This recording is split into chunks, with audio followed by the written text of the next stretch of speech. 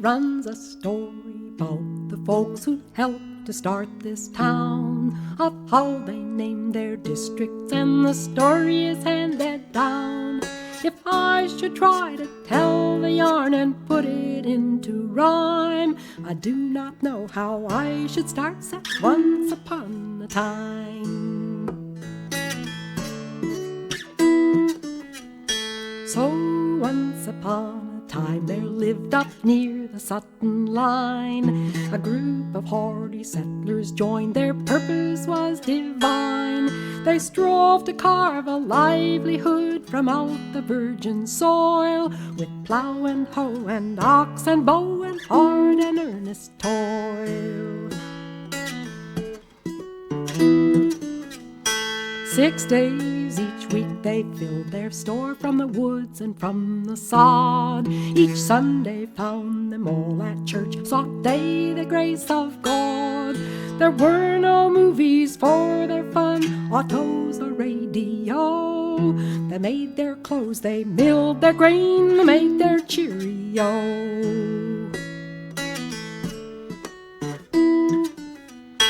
Now as the tale was told to me all on a summer's day, they all decided they would meet to have a feast and play. To have a feast and play and talk in bright and sunny weather. A picnic we would call this day, a feast and get together. But they knew not of salads nor the fancy things of diet, so held fast to their homegrown food. It took no kale to buy it. An Indian pudding they would make in one big iron kettle. Each would bring his share a meal, there'd be no bills to settle. The spot they chose was up on top of the highest hill in town.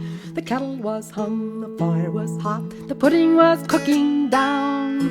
The folks all talked and laughed with glee, the children were at play, when all at once the crane burnt off and the kettle rolled away.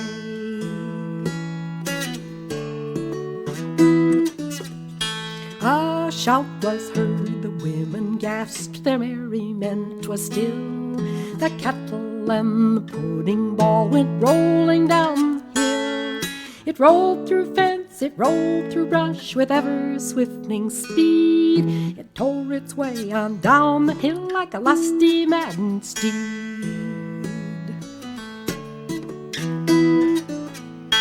The men pursued, the boys pursued, o'er fences and stone wall. Run as they could, 'twas all in vain, the pudding led them all. Now in the valley near the hill lived other group of folk. They too were of the good old stock, as sturdy as the oak.